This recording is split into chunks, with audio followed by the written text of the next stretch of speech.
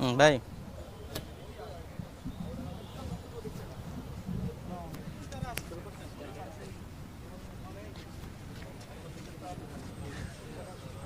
দর্শক স্বাগত জানাচ্ছি সংসদ ভবনের সামনে থেকে, ঠিক মানিক মিয়া এভিনিউর সামনে এনসিপির আজকে আসিফ মাহমুদ, সজীব ভুঁইয়া, এনসিপি যুগ্ম আহ্বায়ক সারোয়ার তুষার সহ বিভিন্ন নেতারা উপস্থিত হয়েছেন। রাষ্ট্রপতিকে অভিশংসন করতে হবে, সংবিধানের সংস্কার পরিষদের শপথ নিয়ে গণভোট অনুযায়ী সংস্কার কাজ বাস্তবায়ন করার লক্ষ্যে এখানে উপস্থিত হয়েছেন।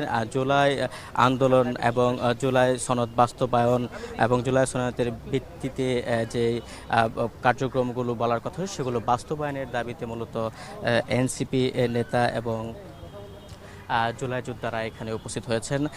সংসদ অধিবেশন শুরুর ঠিক আগ মুহূর্তে, অর্থাৎ আর অল্প কিছুক্ষণ সময়ের মধ্যে পর সংসদের প্রথম অধিবেশন, ত্রয়োদশ জাতীয় সংসদের প্রথম অধিবেশন শুরু হবে। সেই অধিবেশন শুরুর আগে রাষ্ট্রপতিকে অভিশংসন করতে হবে এবং সংবিধান সংস্কার পরিষদের শপথ নিয়ে গণভোটে অনুযায়ী সংস্কার বাস্তবায়ন করতে হবে। এছাড়াও বিভিন্ন দাবি নিয়ে সংসদ ভবনের সামনে উপস্থিত হচ্ছেন আসিফ মাহমুদ, সজীব ভুঁইয়া, এনসিপির নেতা সারোয়ার তুষার, এছাড়াও ছাত্র শক্তির নেত্রী মিতু আক্তার।